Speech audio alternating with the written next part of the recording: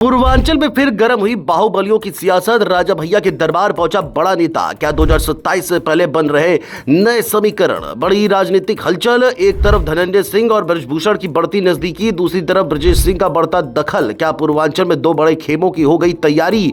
योगी भी देख रहे हैं। पूर्वांचल में किसका दबदबा दिखेगा, किसका राज होगा, इसको लेकर अभी से सियासी जंग छिड़ गई है, जिसकी चर्चा सत्ता के गलियारों में भी हो रही है। क्योंकि यूपी की राजनीति में कई बार चुनावी नारे जीतते हैं, कई बार संगठन जीतता है, लेकिन पूर्वांचल की राजनीति में एक तीसरी ताकत भी हमेशा मौजूद रही है। यही वजह है कि 2027 विधानसभा चुनाव से पहले पूर्वांचल में जिस तरह की राजनीतिक हलचल दिखाई दे रही है, उसने सभी दलों की धड़कनें बढ़ा दी हैं। वजह एक तस्वीर भी बनी है, एक ऐसी तस्वीर जिसने लखनऊ से लेकर जौनपुर, चंदौली, प्रतापगढ़ और गोंडा तक राजनीतिक चर्चाओं का बाजार गर्म कर दिया है। क्योंकि कुंडा के विधायक राजा भैया से चंदौली के सैयद राजा विधायक सुशील सिंह की मुलाकात ने कई नए सवाल खड़े कर दिए हैं। राजनीतिक गलियारों में चर्चा शुरू हो गई है कि क्या पूर्वांचल में बाहुबली नेताओं के नए समीकरण बन रहे हैं और क्या 2027 से पहले ताकत का नया संतुलन तैयार किया जा रहा है। चलिए समझते हैं। दरअसल सुशील सिंह सिर्फ भाजपा विधायक ही नहीं है, बल्कि पूर्वांचल के चर्चित नेता ब्रजेश सिंह के छोटे भाई भी हैं।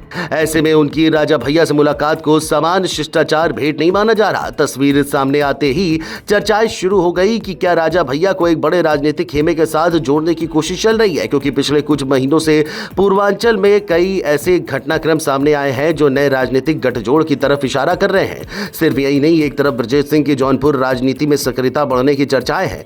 हाल ही में बदलापुर में हुए कार्यक्रम में ब्रजेश सिंह और उनके बेटे सिद्धार्थ सिंह एक साथ मंच पर दिखाई दिए। इसके बाद यह चर्चा और तेज हो गई कि जौनपुर जिला पंचायत की राजनीति में भी बड़ा बदलाव देखने को मिल सकता है। बताया जा रहा है कि सिद्धार्थ सिंह को आगे बढ़ाने की रणनीति पर काम हो रहा है। वहीं दूसरी तरफ वर्तमान जिला पंचायत अध्यक्ष श्रीकला सिंह के जरिए धनंजय सिंह का प्रभाव पहले से ही मजबूत बना हुआ है।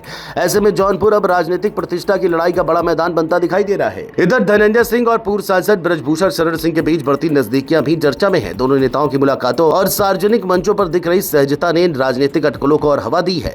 पूर्वांचल की राजनीति पर नजर रखने वाले लोगों का मानना है कि अगर ये समीकरण आगे बढ़ता है तो इसका असर कई जिलों में देखने को मिल सकता है। खास बात यह है कि धनंजय सिंह पहले ही जौनपुर और आसपास के क्षेत्रों में मजबूत जनाधार रखते हैं। वहीं ब्रजभूषण शरण सिंह का प्रभाव भी पूर्वांचल के कई इलाकों में माना जाता है। ऐसे में दोनों की नजदीकी को राजनीतिक रूप से काफी अहम माना जा रहा है।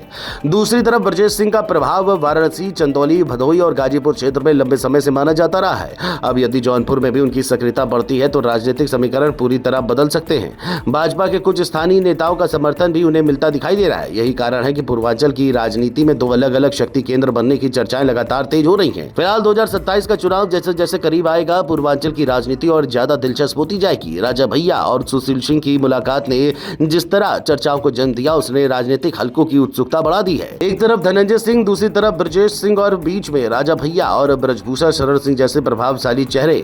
ये सभी आने वाले समय में पूर्वांचल की राजनीति की दिशा तय करने में महत्वपूर्ण भूमिका निभा सकते हैं। इसलिए अभी भले ही ये सिर्फ मुलाकातों और तस्वीरों की राजनीति दिखाई दे रही हो, लेकिन इसके पीछे छिपे इस संदेश को समझने की कोशिश हर राजनीतिक दल और हर नेता कर रहा है। 2027 की लड़ाई शुरू होने से पहले पूर्वांचल में सियासत का तापमान तेजी से बढ़ता नजर आ रहा है।